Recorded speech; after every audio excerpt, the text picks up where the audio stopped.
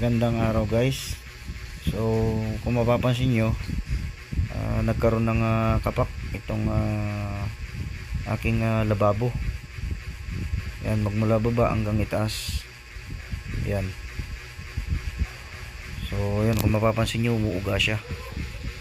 So ang naging problema kasi niyan, yung pinto. Pagka binubuksan siya, tumatama siya doon sa gilid ng tiles. Kaya ang tendency ito, nagkaroon ng kapak dito. Yan, papunta doon hanggang itaas. So pag isinasara kasi yung pinto, binubuksan, nagkakaroon ng pagyanig. Yan, kaya nagkaroon ng kapak. So dito sa kabila, medyo meron ding konti, dala ng pagbukas sara niyang pinto. Masyado kasing nakadikit yung pinto niya guys, tiles. Dapat meron siyang spacer. Yan, at ito kung makikita nyo, ampaw din yung ilalim, hindi masyadong nalagyan ng halo. Kaya magmula dun sa taas hanggang baba ay may kapak siya. So ang gagawin natin guys, atin itong re-repairin. Yan, at tara, samahan nyo ako mag-repair. 15 minutes later. Sinisimulan na po natin repairin ang nasira na tiles dito sa ating kusina. So bali, pinalitadahan ko na siya kahapon. Then hintay ko muna siyang tumigas kasi hindi pa natin siya pwedeng lagyan ng tiles kasi malambot pa yung pinalitada natin. Kaya hinintay natin tumigas siya. So balik kahapon, pinalitadahan ko siya. Tapos ngayong araw, magkakabit naman tayo ng tiles. So sa pagkakabit naman natin ng tiles guys, nilagyan naman natin ng epoxy and then alambre yung likod ng tiles para meron din siyang kapit doon sa wall in case na lumindol or magkaroon ng counting impact yung pagbukas sara natin dyan sa pinto ng cabinet. Hindi siya masyadong matitinag kasi meron siyang pakapit. So ang hirap lang nito guys, medyo mas mahirap siyang mag-repair kumpara doon sa maggawa ka ng bago. Kasi sa repair, marami kang aaksayahing panahon. Bukod sa materyales, kailangan mo pang dahan-dahanin yung pagbaklas ng tiles para hindi madamay yung kalapit na tiles. And then kailangan mo pang magtik-tik uli or magsilsil para sa palitada, sa panibagong palitada. Kaya yan guys, abala na rin dun sa pagbaklas ulit ng ating gas stove. Yan, kung nakikita nyo guys, tinanggal ko pa yung aking shilane and din yung aking gasol. Kasi pag pinatong natin guys yung tiles, ipapatong natin siya dun sa ibabaw ng pintuan nung cabinet. Kasi hindi po pwedeng hindi natin siya ipapatong dun kasi babagsak yung tiles pag wala siyang patungan. So kinakailangan pagka nakapatong siya,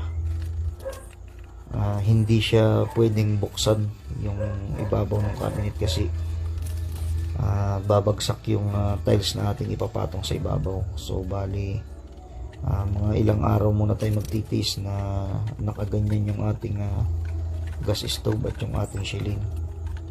So pag tumigas naman na siya guys, po pwede na nating ibalik yung gas stove at ang ating shilane para mag back to normal ulit siya.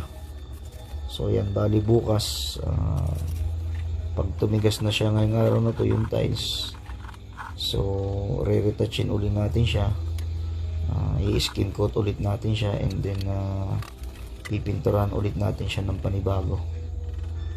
So mahirap, so hindi natin siya kayang kuhanin ng 2 araw para lang matapos, kasi nga ihintay natin siyang tumigas para ma-perfect natin guys yung pagre-repair. Yan. So abangan nyo ulit guys yung ating susunod na video about sa pagre-repair nitong ating kusina dito sa aking tahanan. Maraming salamat po guys sa inyong panonood, at mabuhay po tayong lahat. God bless po. Day 2. Magandang araw guys. For today's video natin, pagpapatuloy na natin yung pagkakabit nitong nasirang tiles dito sa aking kusina. So bali kahapon, pinalikadaan ko muna yung nasira dito sa lababo. So dahil hindi ko siya pwedeng galawin kahapon, kailangan pa siyang palikas. So prepare din ako kahapon na ito, nilagyan ko ng alambre at ng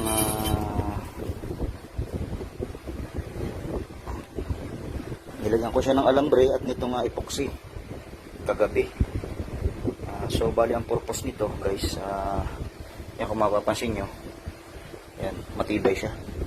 So itong alambre nito magsisilbing kapit para dito sa ating wall.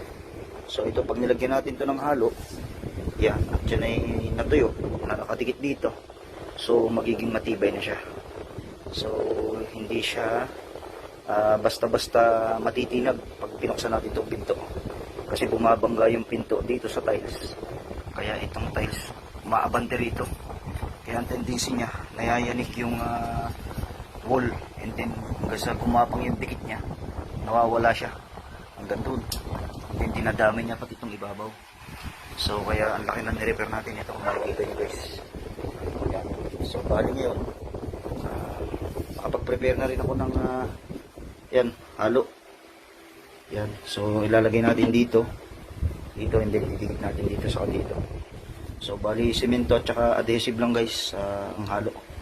So bali 2 kilong adhesive at saka isang pala na sementong hinalo ko. So ngayon, preparation natin, lalagyan natin siya ng halo, didikit natin siya dito. So bali meron din tayo ng spacer dito, kasi bali ipapatong natin dito yung tiles para hindi siya kailangan ng spacer, para hindi dumikit dito yung tiles. Yan, kasi pag nakadikit dito yung tiles at binuksan natin siya, may posibilidad ulit na gumalaw yung tiles natin, kasi nga wala siyang space dito sa ilalim. Yan, kailangan meron siyang awang kagaya niyan. Kagaya niyan. Yan. So para hindi siya nagagalaw-galaw.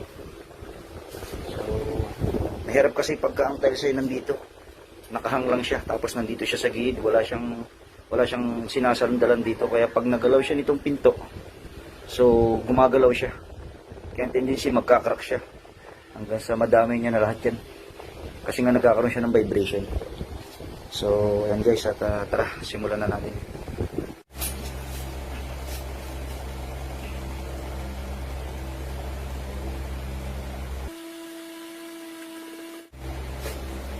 So bali guys, gagamitin din natin siya ng level bar para malaman natin kung pantay siya.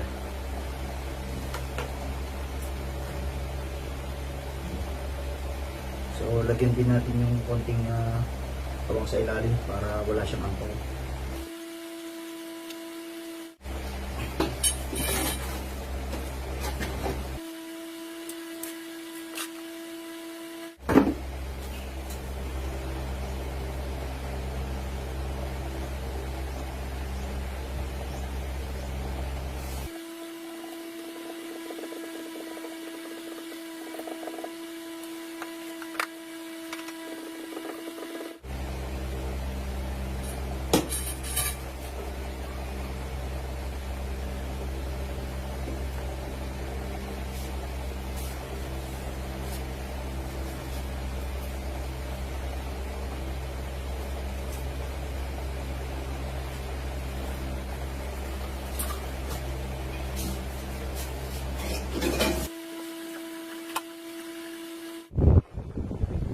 guys. At nakabit na natin. Yan. So bali ngayon hindi pa natin siya pwedeng galawin. So yan, nilagyan ko na siya guys ng space para pag binuksan natin itong pinto hindi siya masyadong didikit dito para itulak yung tiles palabas. So yan. So bali bukas hihintayin muna natin siya matuyo hanggang bukas, and then saka naman natin ito i-retouch. So lalagyan natin to guys ng mamasilyahin natin to guys yung ibabaw katulad nito. Mamasilyahin natin yan guys, pati ito itong ibaba. Yan. And then pag namasilyahan natin yan guys, liliyahin natin siya, and then pipinturahan din natin siya ng kapares nito para bumalik ulit siya sa dati. So yan. So ngayon bali natapos na natin siya. So mag-aantay tayo ng hanggang bukas. Yan, para makumpleto natin itong ating kusina. So yun guys, at maraming salamat at natapos natin itong ating problema dito sa kusina. Magandang araw po sa ating lahat guys. Tomorrow for sure. At ayan na guys, atin nang inumpisahan na masilyahin itong mga gilid nitong nasirang tiles. At ginamitan natin guys ng epoxy nga pala yung gilid ng tiles maging dun sa ibabaw. At hinayaan muna natin matuyo ng 1 oras, and then ating niliha para kuminis siya. At ating pinahidan muli ng skim coat para mawala yung malalalim na lugar nung sinsilan natin. At matapos natin itong lagyan ng skim coat, atin namang pinatungan na ng pintura. So ayan guys, kung mapapansin nyo, bumalik na ulit siya sa dati. So parang walang nangyari sa nasirang tiles. So pininturahan ulit natin siya ng kulay puti, and then ating minasilyahan para pumantay ulit siya doon sa dati. So ayan, kung mapapansin nyo guys, parang walang nangyari. Ating napagandang muli ang nasirang lababo. So ganyan lamang po guys ang aking pamamaraan sa pag-repair ng mga nasisirang tiles sa lababo. Actually hindi lang ito ang unang beses na nag-repair ako ng mga nasirang o nabasag na tiles ng lababo. So laging ganyan lamang ang ginagawa kong paraan. Nilalagyan ko ng epoxy para mas maganda ang kapit sa wall.